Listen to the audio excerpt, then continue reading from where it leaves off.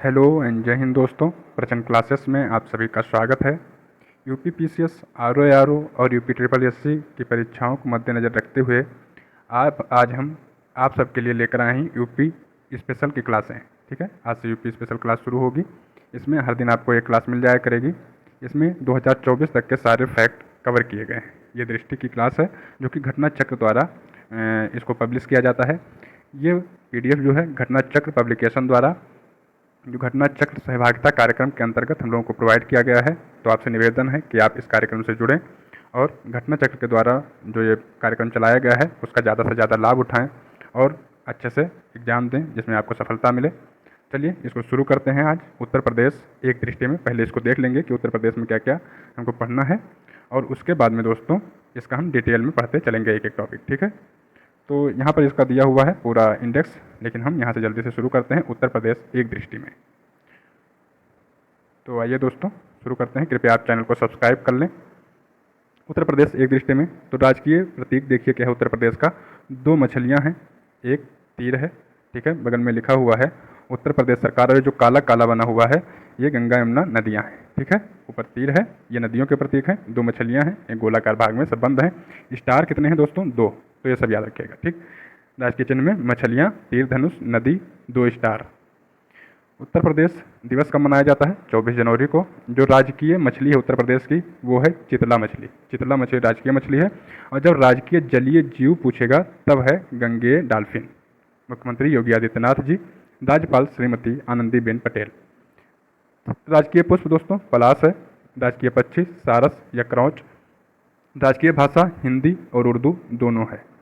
ठीक है दोस्तों, जो उत्तर प्रदेश अपना है क्षेत्रफल की दृष्टि से चौथे स्थान पर आता है। पहले पे राजस्थान है, दूसरे पे मध्य प्रदेश है, तीसरे पे महाराष्ट्र है और चौथे पर उत्तर प्रदेश है। जनसंख्या की दृष्टि से उत्तर प्रदेश पहले पर है और क्षेत्रफल की दृष्टि से चौथे स्थान पर। राजकीय वृक्ष अशोक या सीता अशोक कहा जाए तो ये भी गलत नहीं होगा। तो अगर जो भी आपको ऑप्शन में मिलेगा आप उसको सही लगाएंगे। अशोक अगर आएगा तो अशोक या सीता अशोक पूछ लिया तो भी आपका राजकीय वृक्ष है।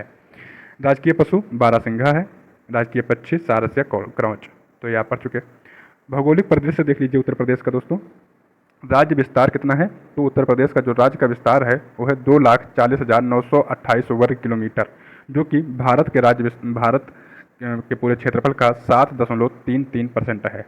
उत्तर प्रदेश में जो अक्षांश और देशांतर में देख लीजिए तो इसका फैलाव जो है 23 डिग्री 52 मिनट से लेकर 31 डिग्री 28 मिनट उत्तरी अक्षांश तथा 77 डिग्री 30 मिनट से लेकर 84 डिग्री 39 मिनट पूर्वी देशांतर में है कुल। तो इसको थोड़ा सा ऐसे याद रखिए कि देखिए नीचे मध्य प्रदेश पे जब मिलेगा तब कितना है 23 डिग्री 52 मिनट, ऊपर जाएगा कहाँ तक 31 डिग्री 28 मिनट तक। इधर पश्चिम में है आपका 77 डिग्री 30 मिनट से लेकर 84 डिग्री 39 मिनट। तो यहाँ पर कुल देशांतरीय विस्तार कितना है 7 डिग्री 09 मिनट और कुल अक्षांशीय विस्तार है 7 डिग्री 36 मिनट। ठीक है दोस्तों, जो ये टाइम देखिए गोला लगा हुआ है ये डिग्री है और जो एक अंश एक ऐसे लाइन डैश लगा हुआ है उसको मिनट पढ़ते हैं और जब डबल डैश लगा होता है वो सेकेंड रहता है। तो ये जो है हमारा हो गया। प्रदेश की लंबाई कितनी है? तो लंबाई 650 किलोमीटर है और चौड़ाई कितनी है 240 किलोमीटर। हमारा प्रदेश जो है वो लगभग ऐसे है ना, ऐसे फैला हुआ है। तो ये जो चौड़ाई है ये चौड़ाई कितना है 650 किलोमीटर और ये जो चौड़ाई है यह है 240 किलोमीटर। आइए आगे बढ़ते हैं। उत्तर प्रदेश सीमावर्ती राज्य संघ क्षेत्र जिले, तो कितने जिले या कितने इससे प्रदेश मिलते हैं उत्तर प्रदेश से? देखिए दोस्तों यहाँ सहारनपुर है तो सहारनपुर से आपको हिमाचल प्रदेश और फिर सहारनपुर से पीलीभीत तक आपको उत्तराखंड मिल जाएगा। फिर बिहार लगा हुआ है, झारखंड, छत्तीसगढ़, मध्य प्रदेश, राजस्थान, दिल्ली, हरियाणा। तो यहाँ पर 8 प्रदेश लगे हुए हैं। कौन कौन? हिमाचल प्रदेश, उत्तराखंड, बिहार, झारखंड, छत्तीसगढ़, मध्य प्रदेश, राजस्थान और हरियाणा। 8 प्रदेश है प्लस एक केंद्र शासित प्रदेश दिल्ली। तो आपको 8 राज्य हैं और एक यूटी है, ये याद रखिएगा। अगर टोटल पूछेगा तो 9 है, अगर केवल राज्य पूछेगा तो 8 है। एक अंतर्राष्ट्रीय सीमा भी है नेपाल की। राज्य केंद्र शासित प्रदेश संबंधित उत्तर प्रदेश के सीमावर्ती जिले, मतलब कितने जिले लगे हुए हैं किस राज्य से? तो देखिए हिमाचल से केवल एक जिला लगा है सहारनपुर, झारखंड से और छत्तीसगढ़ से केवल एक जिला लगा है सोनभद्र, दोनों से। ठीक है दोस्तों, दिल्ली से 2 जिले लगे हुए हैं, गौतम बुद्ध नगर और गाजियाबाद। तो ये हो गया। राजस्थान से भी 2 जिले लगे हैं, मथुरा और आगरा। तो आप देख लीजिए फिर से हिमाचल से 1 जिला, झारखंड से 1 जिला, राजस्थान से 2 जिले, छत्तीसगढ़ से 1 जिला, दिल्ली से 2 जिले। फिर आइए दोस्तों देखिए कि उत्तराखंड से कितने जिले लगे हैं, तो 7। उत्तराखंड से कौन कौन से जुड़े हैं, तो देखिए पहले पीलीभीत, फिर नहीं सहारनपुर से शुरू कीजिए। तो पहले सहारनपुर लगा हुआ है, फिर मुजफ्फरनगर लगा हुआ है, मुजफ्फरनगर के बाद आपका आ जाएगा बिजनौर, बिजनौर के बाद आपका आ जाएगा मुरादाबाद, फिर रामपुर, और फिर मुरादाबाद के बाद में रामपुर, फिर बरेली, और फिर पीलीभीत। ठीक है दोस्तों, ये आपके हो गए उत्तराखंड के। नेपाल से, तो नेपाल का आप शुरू कीजिए कहाँ से, पीलीभीत से। तो पीलीभीत पश्चिम से पूर्व की तरफ चल रहे हैं, हम इधर क्रम भी बताते चल रहे हैं। ठीक है, पीलीभीत, पीलीभीत के बाद लखीमपुर खीरी, लखीमपुर खीरी के बाद आपको मिल जाएगा बहराइच, बहराइच के बाद आपको मिल जाएगा श्रावस्ती, फिर मिल जाएगा बलरामपुर, और फिर मिल जाएगा आपको दोस्तों सिद्धार्थनगर, और लास्ट में मिलेगा महाराजगंज। ओके, अब महाराजगंज मिल गया तो यहाँ से अब शुरुआत हो जाएगी, नेपाल खत्म तो बिहार शुरू, तो आ जाएगा बिहार। बिहार में देखिए जिला उत्तराखंड से 7 जिले जुड़े थे, नेपाल से 7 जिले, और 7 जिले बिहार से। कौन कौन, महाराजगंज से चालू कीजिए तो महाराजगंज, फिर उसके नीचे आएंगे कुशीनगर मिल जाएगा, तो कुशीनगर। ठीक है, फिर देवरिया। ठीक है, देवरिया के बाद दोस्तों कौन सा जिला मिल जाएगा, बलिया। देवरिया के बाद बलिया, बलिया के बाद आपको मिल जाएगा गाजीपुर, और गाजीपुर के बाद चंदौली, चंदौली के बाद सोनभद्र सबसे लास्ट में। फिर हरियाणा में आएंगे तो 6 जिले हरियाणा से जुड़े हुए हैं। कौन कौन, तो देखिए सबसे पहले हरियाणा में आपको मिल जाएगा सहारनपुर। ठीक है, सहारनपुर से 3 मतलब प्रदेश जुड़े हुए हैं। कौन कौन से, हिमाचल प्रदेश जुड़ा हुआ है, उत्तराखंड जुड़ा हुआ है, और हरियाणा जुड़ा हुआ है। तो ये सब अपने अच्छे से ध्यान से समझते चलिएगा। तो सहारनपुर, शामली, मथुरा, गौतम बुद्ध नगर, अलीगढ़, बागपत, 6 जिले हरियाणा से जुड़े हुए हैं। मध्य प्रदेश से दोस्तों सबसे ज़्यादा 11 जिले जुड़े हुए हैं। कौन कौन, तो शुरू कीजिए आगरा से, आगरा, इटावा, जालौन, झांसी, ललितपुर, महोबा, बांदा, चित्रकूट, प्रयागराज, मिर्ज़ापुर और सोनभद्र। ये 11 जिले जुड़े हैं मध्य प्रदेश से। राज्य का अगर मौसम के बारे में देखा जाए तो 3 ऋतुएँ हैं, ग्रीष्म ऋतु मार्च से जून तक, वर्षा ऋतु मध्य जून से सितंबर तक, और शीत ऋतु अक्टूबर से फरवरी तक। जो सोनभद्र जिला है ये दोस्तों 4 स्टेट से जुड़ा हुआ है, बिहार, मध्य प्रदेश, छत्तीसगढ़ और झारखंड। जो सहारनपुर है ये 3 से जुड़ा हुआ है, हिमाचल प्रदेश, उत्तराखंड, हरियाणा, है ना, ये भी हमने बताया आपको। यहाँ पर देख लीजिए सोनभद्र, यहाँ पर मध्य प्रदेश आ जाएगा, यहाँ पर नीचे आपको छत्तीसगढ़ मिल जाएगा, इधर झारखंड मिल जाएगा, और इधर मिल जाएगा क्या, पूरा बिहार, है ना दोस्तों। अब इधर सहारनपुर देख लीजिए, यहाँ ऊपर सहारनपुर में आपको हिमाचल प्रदेश लग जाएगा, यहाँ नीचे लग जाएगा आपका उत्तराखंड, और इधर लग जाएगा हरियाणा। तो ये आपको समझना होगा कौन कौन से जिले किधर लगे हुए हैं। ये देख लीजिए, ये स्थिति है उत्तर प्रदेश की। अगर आप चाहें तो इसका स्क्रीनशॉट ले सकते हैं। ठीक है, अब हम आगे बढ़ेंगे, उत्तर प्रदेश की भौगोलिक सीमाओं के बारे में जानेंगे। तो दोस्तों मध्य प्रदेश राज्य के मध्य प्रदेश जो है एक जिला है उत्तर प्रदेश का ललितपुर, जिसको मध्य प्रदेश 3 तरफ से घेरे हुए है। उत्तर प्रदेश का सबसे लंबी सीमा वाला राज्य कौन है, तो मध्य प्रदेश से सबसे लंबी सीमा लगती है, 11 जिले जुड़े हुए हैं। उत्तर प्रदेश से लगा सबसे छोटी सीमा वाला राज्य कौन है, तो हिमाचल प्रदेश, सहारनपुर से थोड़ा सा ही केवल लगता है। और उत्तर प्रदेश और मध्य प्रदेश, उत्तर प्रदेश अपने 11 जिले मध्य प्रदेश से साझा करता है, मतलब मध्य प्रदेश से लगते हैं। और 3 जिले 3 तरफ से ललितपुर को घेरे हुए एकमात्र कौन है, तो झांसी है। अच्छा, यहाँ पर ये देख लीजिए कि उत्तर प्रदेश में सर्वाधिक 11 जिलों को स्पर्श करने वाला मध्य प्रदेश है, और उत्तर प्रदेश में सबसे कम जिलों को स्पर्श करने वाला उत्तर प्रदेश का ही कोई उत्तर प्रदेश में कौन सा जिला है जो अपने नज़दीकी जिले को सबसे कम जिले जिससे टच होते हैं, तो ललितपुर से एकमात्र जिला झांसी टच होता है। ठीक है दोस्तों, और सबसे ज़्यादा जिलों को टच करने वाला कौन सा जिला है उत्तर प्रदेश का, तो वो आपका है हरदोई। कौन सा है दोस्तों, हरदोई, है ना। आगे बढ़ेंगे, इसमें दिया है उत्तर प्रदेश की प्रमुख नदियाँ, तो कौन कौन सी हैं, गंगा, गोमती, केन, यमुना, रामगंगा, बेतवा और घाघरा। ये सब अभी हम अच्छे से समझ लेंगे, आगे यहाँ पर याद करने की जरूरत नहीं है। उत्तर प्रदेश के कौन कौन सी चीज़ें उपजाता है, या ऐसी कौन सी चीज़ें हैं जिसमें उत्तर प्रदेश नंबर 1 पर है, तो गेहूँ उत्पादन में, मसूर उत्पादन में, कुल खाद्यान्न उत्पादन में, कुल सब्जी उत्पादन में, कुल बागवानी में। ठीक है, बागवानी में भी उत्तर प्रदेश नंबर 1 पर है। आलू उत्पादन में, आम उत्पादन में भी उत्तर प्रदेश नंबर 1 पर है। अमरूद उत्पादन में, आंवला उत्पादन में, गन्ना उत्पादन में, दूध उत्पादन में और मांस उत्पादन में दोस्तों उत्तर प्रदेश नंबर 1 पर है। किसमें द्वितीय स्थान पर है, तो चावल उत्पादन में, चीनी उत्पादन में, बाजरा उत्पादन में। तंबाकू उत्पादन में 3य स्थान पर, और दलहन उत्पादन में 5वें स्थान पर है, याद रखिएगा उत्तर प्रदेश।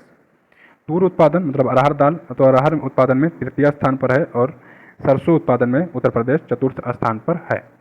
अब यहाँ पर आइए और देखिए कि महत्वपूर्ण कुछ तथ्य दिए हुए हैं। उत्तर प्रदेश का सर्वाधिक मक्का उत्पादक राज्य कौन सा है, बहराइच। सबसे ज़्यादा मक्का बहराइच में उत्पादित होता है उत्तर प्रदेश का। सर्वाधिक चना कहाँ पर होता है, झांसी में। सर्वाधिक उत्तर प्रदेश में चावल उत्पादन कहाँ पर होता है, तो ये होता है दोस्तों द्वितीय स्थान पर उत्तर प्रदेश है, और पश्चिम बंगाल जो है प्रथम स्थान पर है चावल उत्पादन में। उत्तर प्रदेश में सर्वाधिक गेहूं उत्पादन कहाँ पर होता है, हरदोई में। उत्तर प्रदेश में सर्वाधिक बाजरा का उत्पादन कहाँ होता है, आगरा में। सर्वाधिक ज्वार उत्पादन कहाँ पर होता है, बांदा में। गेहूं याद रखिए कहाँ पर होता है, हरदोई में, और बाजरा कहाँ पर होता है, आगरा में। ठीक है दोस्तों। गन्ना उत्पादन में उत्तर प्रदेश देश में प्रथम है और चीनी उत्पादन में द्वितीय। तो चीनी पे प्रथम कौन है, महाराष्ट्र। गन्ना सबसे ज़्यादा उत्तर प्रदेश में होता है, लेकिन चीनी में दूसरे नंबर पर है। गेहूं उत्पादन में उत्तर प्रदेश का स्थान प्रथम है और तंबाकू उत्पादन में उत्तर प्रदेश का स्थान तृतीय है। पहले पर कौन है तंबाकू उत्पादन में, तो आंध्र प्रदेश है। उत्तर प्रदेश जनगणना 2011 के अनुसार कुल जनसंख्या उत्तर प्रदेश की कितनी है, 19,98,12,341, जिसमें से पुरुष हैं 10,44,00,000। इतना याद रखिए बस, 10,44,00,000, आगे याद रखने की जरूरत नहीं है, वहाँ पर ऑप्शन में देख के आप लगा देंगे। और 9,53,00,000 महिलाएं, तो लगभग 9.5 करोड़ महिलाएं हैं और लगभग 10.5 करोड़ पुरुष हैं। ठीक है, इतना मोटा मोटा याद करके चलिए। लिंगानुपात याद रखिए 912 है उत्तर प्रदेश का। जनघनत्व 829 है, जो कि देश के औसत जनघनत्व से ज़्यादा है। दशकीय वृद्धि उत्तर प्रदेश की कितनी है, 20.2%। साक्षरता दर 67.7% है, जिसमें से पुरुषों की 77.3% तथा महिलाओं की 57.2% है। अनुसूचित जातियाँ कितनी हैं, अनुसूचित जाति कितने हैं जनसंख्या में, तो 4,13,57,608, जिसमें से पुरुष हैं 2,16,00,000 और महिलाएं हैं 1,96,00,000। राज्य की कुल जनसंख्या की अनुसूचित जाति का प्रतिशत 20.7%। तो अनुसूचित जाति पूछेगा पूरे जनसंख्या में कितना है, तो 20.7% केवल SC है उत्तर प्रदेश में। अनुसूचित जनजातियाँ कितनी हैं, उनकी संख्या तो कह रहा है कि अनुसूचित जनजातियों की संख्या है 11,34,273, जो कि उत्तर प्रदेश की जनसंख्या का 0.6% है। ठीक है दोस्तों। ग्रामीण जनसंख्या देख लीजिए उत्तर प्रदेश की, तो ग्रामीण टोटल 19,98,00,000 है, तो उसमें से ग्रामीण है 15,53,17,278। ये जो है उत्तर प्रदेश की टोटल जनसंख्या का 77.3%, 77.7% ग्रामीण जनसंख्या है। बाकी बची हुई 22.3% क्या है, शहरी जनसंख्या है। ठीक है दोस्तों।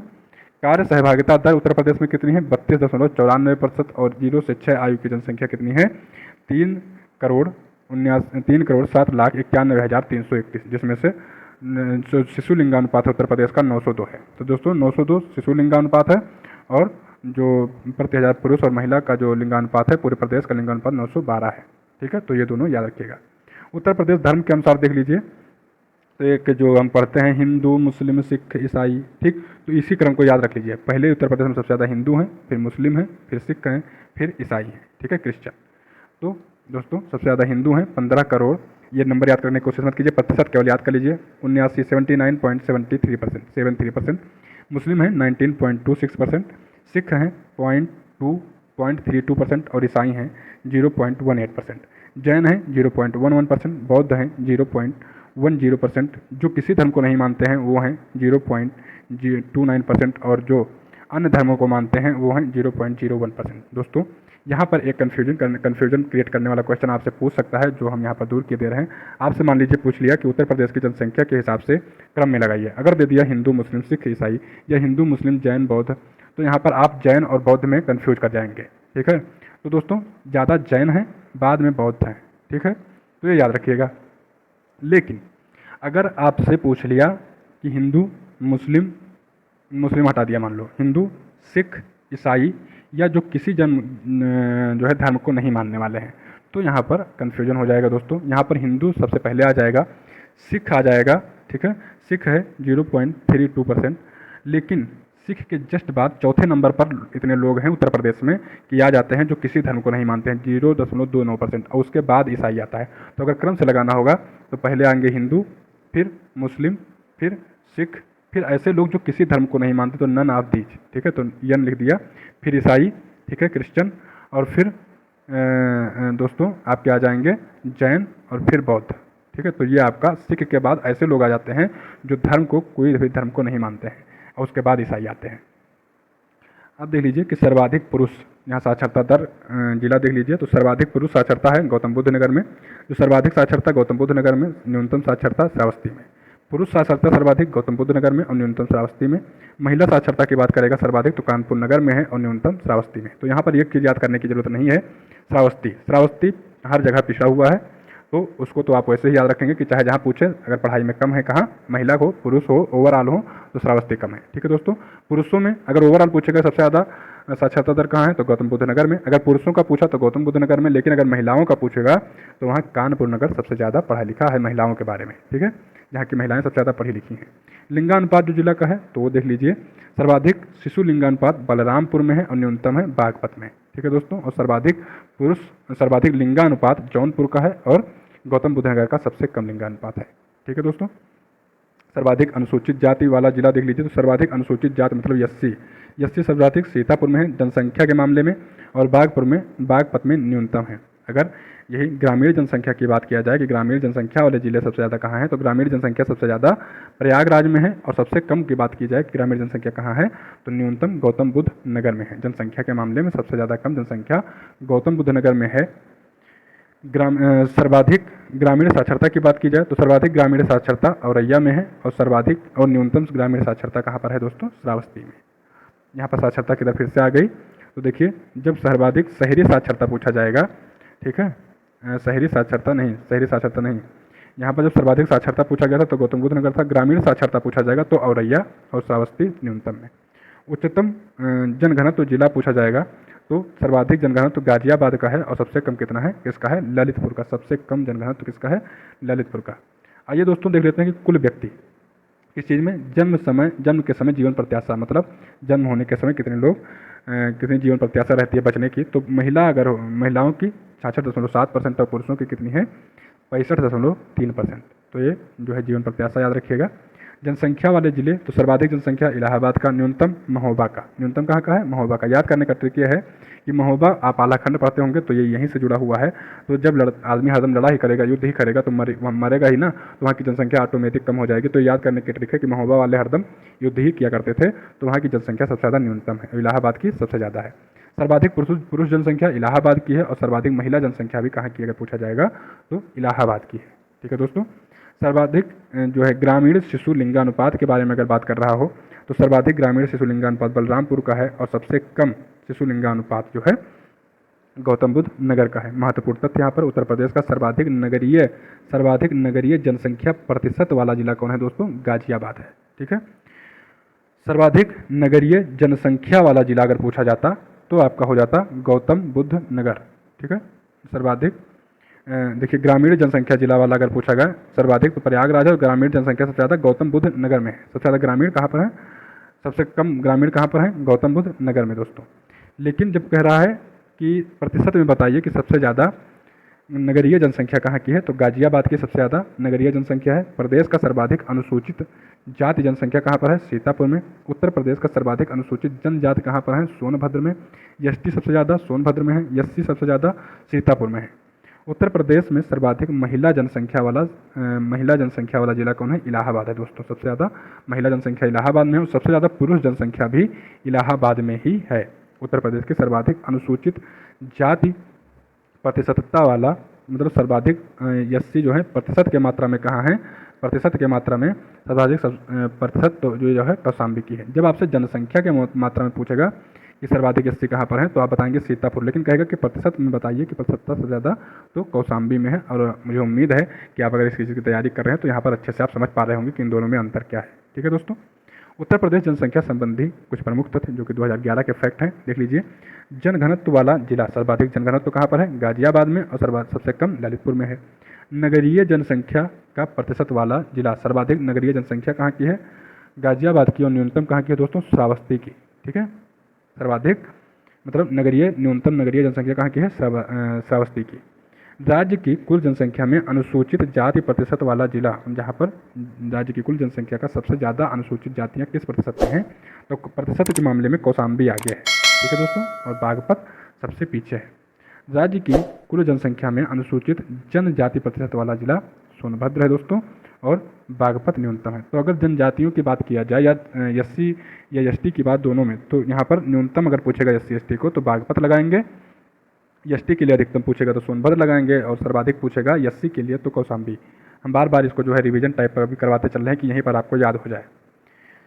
दशकीय वृद्धि दर वाला जिला, सबसे ज़्यादा दशकीय वृद्धि दर जन्म में कहाँ पर हुआ, तो ये हुआ आपका गौतम बुद्ध नगर में, और कानपुर नगर में सबसे कम हुआ। ग्रामीण जो प्रतिशतता वाला जिला, सबसे ज़्यादा ग्रामीण लोग कहाँ के हैं, तो श्रावस्ती के सबसे ज़्यादा ग्रामीण लोग हैं और गाजियाबाद में सबसे कम ग्रामीण लोग हैं।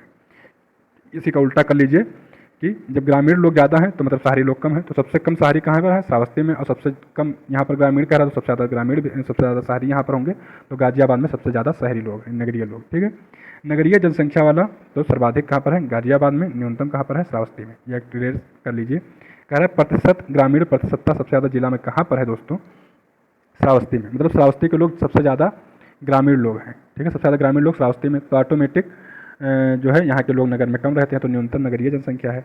अगर कह रहा है कि न्यूनतम ग्रामीण लोग कहाँ पर रह रहे हैं, गाजियाबाद में, तो इसका मतलब हुआ ना कि सर्वाधिक जो शहरी लोग हैं या नगरीय लोग हैं वो कहाँ पर हैं, गाजियाबाद में। तो ये दोनों कॉन्ट्राडिक्ट आपस में हैं। सर्वाधिक यहाँ पर कह रहा है कि अनुसूचित जनजाति वाला जिला, तो सर्वाधिक अनुसूचित जनजाति सोनभद्र में है, न्यूनतम बागपत में है। साक्षरों वाला जिला कहाँ पर है, तो इलाहाबाद में सर्वाधिक साक्षर हैं और श्रावस्ती में सबसे कम साक्षर हैं। सर्वाधिक जनगणना वाला जिला कौन सा है दोस्तों, 38 वाराणसी है। सर्वाधिक जनगणना नगर वाला जिला कौन सा है, वाराणसी है, जिसमें नगर जो है टोटल 38 नगर हैं। सर्वाधिक स्लम जनसंख्या वाला जिला कौन है, मेरठ। सर्वाधिक नगर जनसंख्या वाराणसी, सर्वाधिक स्लम जनसंख्या मेरठ, सर्वाधिक व न्यूनतम वैधानिक नगरों की संख्या वाले जिले क्रमशः कौन कौन से हैं, तो सर्वाधिक है बदायूं और न्यूनतम कौन सा है, श्रावस्ती। ठीक है, वैधानिक नगरों की संख्या में श्रावस्ती सबसे कम है और बदायूं सबसे ज़्यादा है।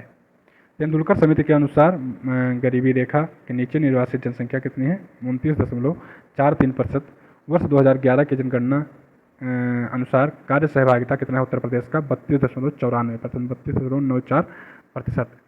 उत्तर प्रदेश भाषा अनुसार जनसंख्या प्रतिशत 2011, तो भाषा अनुसार सबसे ज़्यादा हिंदी बोलने वाले लोग हैं उत्तर प्रदेश में, 94.08%। 5.42% उर्दू बोलने वाले लोग हैं। फिर उसके बाद पंजाबी लोग हैं, पंजाबी बोलने वाले 0.52%, और उसके बाद बंगाली बोलने वाले लोग हैं 0.12%। तो पहले पे हिंदी, फिर उर्दू, फिर पंजाबी और फिर बंगाली, तो ये याद रखिएगा दोस्तों। उत्तर प्रदेश चिकित्सा एवं स्वास्थ्य, होम्योपैथिक चिकित्सालयों, और इसको याद रखने की कोई ज़रूरत नहीं है। आगे बढ़ते हैं। उत्तर प्रदेश प्रशासनिक इकाइयाँ, तो देखिए दोस्तों उत्तर प्रदेश में 18 मंडल हैं, 75 जिले हैं, मंडल कितने हैं, 18। नगरों एवं नगर संकुलों की संख्या 915 है। ग्राम पंचायतें 58,189 हैं, और नगर न्याय पंचायतें जो कि बंद हो चुकी हैं 2017 में, तो इसका कोई मतलब नहीं है। तहसीलें उत्तर प्रदेश में 351 हैं और विकास खंड 826 हैं। ठीक है, नगर पंचायत 546 हैं, नगर पालिका परिषद 200 हैं और नगर निगम 17 है। ठीक है, नगर निगम कितने हैं, 17, नगर पालिका परिषद कितनी है, 200, और नगर पंचायत कितने हैं उत्तर प्रदेश में, 546। कुल राजस्व ग्राम पूछेगा तो 1,04,774 हैं, और आबाद ग्राम पूछेगा तो 97,814 है। आर्थिक संभाग कितने हैं, तो 4 हैं। ठीक है दोस्तों।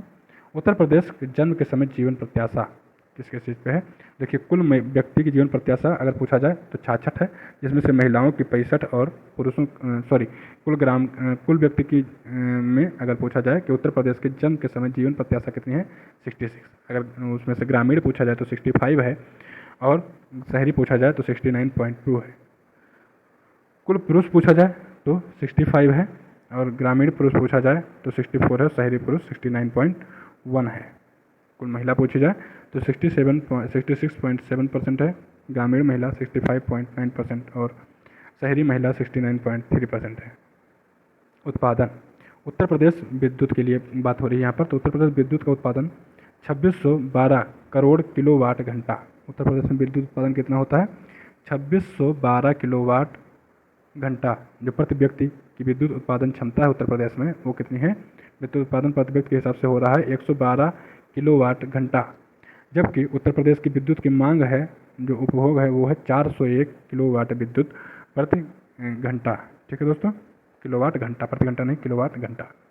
राज्य में राष्ट्रीय ताप विद्युत निगम के केंद्र कितने हैं, तो ये आपके हैं 8। एनटीपीसी कितने केंद्र राज्य में, 8। उत्तर प्रदेश राज्य विद्युत परिषद कब स्थापित की गई, 1959। उत्तर प्रदेश राज्य विद्युत परिषद की स्थापना कब हुई, 1959 में। उत्तर प्रदेश विद्युत नियामक आयोग की स्थापना कब हुई, 1999 में। उत्तर प्रदेश राज्य विद्युत परिषद की स्थापना कब हुई, 1959 में। जबकि उत्तर प्रदेश विद्युत नियामक आयोग की स्थापना कब हुई, 1999। उत्तर प्रदेश में एकमात्र परमाणु विद्युत केंद्र है कहाँ पर? नरौरा बुलंदशहर में। इसको 1989 में शुरू किया गया था। एक हरदुआगंज ताप विद्युत गृह है, कहाँ पर है? तो ये अलीगढ़ में है। 1942 में इसको स्थापित किया गया था। उत्तर प्रदेश सहकारिता 21 से 22, 2021 से 22। केंद्रीय सहकारी बैंक 50 हैं। प्राथमिक कृषि ऋण सहकारी समितियाँ 7479 हैं। उत्तर प्रदेश कृषि एवं ग्राम विकास बैंक कितने हैं? 329 हैं। उत्तर प्रदेश मंडल व संबंधित जिले, तो आइए देख लेते हैं कि कौन से मंडल। तो 18 मंडल हैं, आप जानते हैं। 75 जिले हैं, तो याद कर लीजिए, याद नहीं करना है, बस 2 बार आप देख लीजिए इसको। मेरठ जिले में 6 जिले हैं। मेरठ मंडल में 6 जिले, पहले 6 जिले वाले देख लीजिए।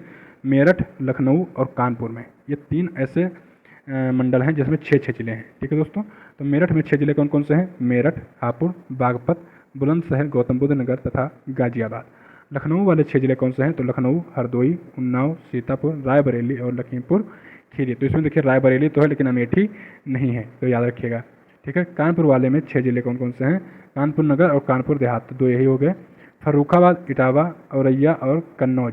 ठीक है दोस्तों, अब हम आगे देखेंगे कि 5 जिला वाला कौन सा मंडल है। तो 5 जिला वाले 2 मंडल हैं, मुरादाबाद मंडल और अयोध्या मंडल।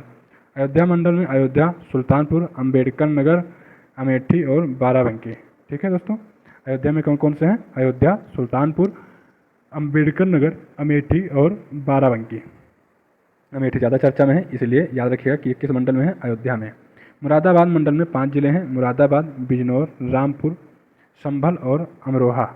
वाराणसी मंडल में 4 जिले हैं, चंदौली, गाजीपुर, जौनपुर और वाराणसी। वाराणसी मंडल में 4 जिले कौन कौन से थे? वाराणसी, गाजीपुर, चंदौली और जौनपुर। चित्रकूट मंडल में 4 जिले कौन कौन से हैं? अच्छा, 4 जिले वाले कितने वो हैं मंडल? तो देखिए, वाराणसी एक हो गया 4 जिलों वाला, चंदौली, गाजीपुर, जौनपुर, वाराणसी। चित्रकूट 4 जिलों वाला है, आगरा 4 जिलों वाला है, अलीगढ़ 4 जिलों वाला है, प्रयागराज में 4 जिले, देवी पाटन में 4 जिले, बरेली में 4 जिले, गोरखपुर में 4 जिले। तो ये जो है 8 आपके ऐसे हैं जिसमें कि 4 जिले हैं। ठीक है दोस्तों, तो कौन कौन से हैं? एक तो हो गया आपका वाराणसी, फिर चित्रकूट में जिसमें बांदा, चित्रकूट, हमीरपुर और महोबा है, फिर आगरा, फिरोजाबाद, मैनपुरी, मथुरा, अलीगढ़ जिसमें अलीगढ़, एटा, हाथरस और कासगंज, प्रयागराज, फतेहपुर, कौशाम्बी, प्रतापगढ़, देवीपाटन, बहराइच, बलरामपुर, गोंडा, श्रावस्ती और बरेली मंडल में आपके बदायूं, बरेली, पीलीभीत, शाहजहाँपुर हैं। अब आइए देखते हैं कि 4 जिले वाले 4 जिले गोरखपुर में भी है, देवरिया, गोरखपुर, कुशीनगर, महाराजगंज। मिर्ज़ापुर में 3 जिले हैं, मिर्ज़ापुर, भदोही और सोनभद्र। ठीक है, सहारनपुर में 3 जिले हैं, सहारनपुर, मुजफ्फरनगर और शामली। आजमगढ़ में 3 जिले हैं,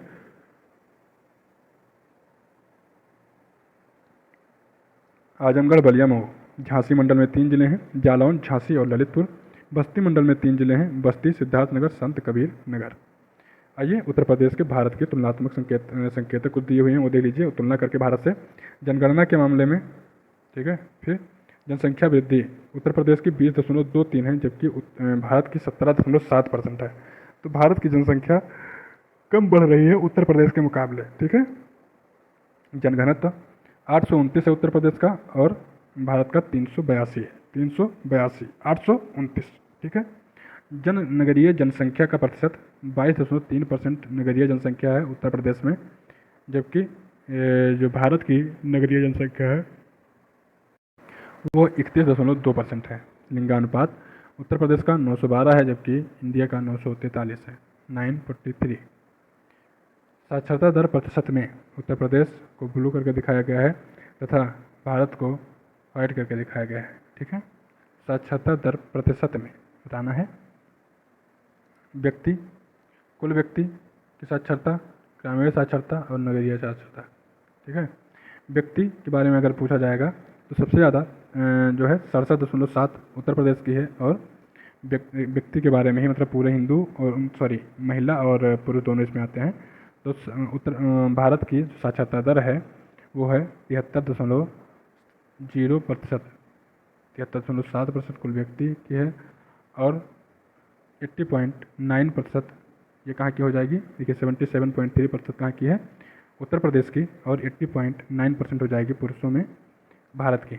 57.2% है, 57.2% उत्तर प्रदेश में महिलाओं की साक्षरता, जबकि 64.6% कितनी है पुरुषों की। ठीक है, सॉरी एक सेकेंड, स्त्रियों की उत्तर प्रदेश में 57.2% है तथा स्त्रियों की भारत में 64.0%। ये आप देख लीजिए यहाँ पर। फिर हम आगे बढ़ेंगे और जो देख चुके हैं कि उत्तर प्रदेश में जनसंख्या की अनुसूचित जाति की जनसंख्या एससी की जनसंख्या उत्तर प्रदेश में कितनी है 20.7%, जबकि भारत में कितनी है 16.20%, मतलब 16.6%। मतलब भारत की तुलना में उत्तर प्रदेश में अनुसूचित जनसंख्या सबसे ज़्यादा है। कुल जनसंख्या में उत्पत्तियाँ जनहित में होती हैं। ठीक है, जनहित में होती हैं।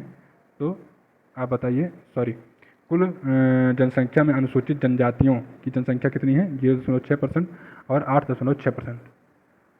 जन्म दर के बारे में देख लीजिए तो उत्तर प्रदेश की जन्म दर कितनी है, अगर कुल देखी जाए तो कुल जन्म दर 25.1% है और कुल भारत की जन्म दर कितनी है 19.5%। देखिए जन्म दर ही उत्तर प्रदेश से कितनी ज़्यादा है।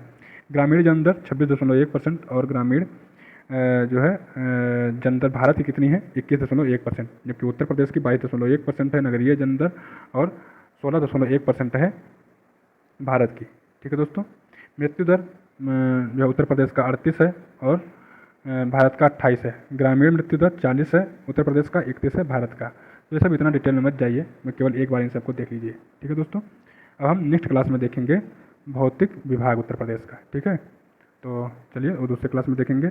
मिलेंगे दूसरे क्लास में। अगर आपको ये सीरीज अच्छी लग रही हो तो प्लीज़ चैनल को सब्सक्राइब कर लें। मिलेंगे नए क्लास में, तब तक के लिए नमस्कार, धन्यवाद।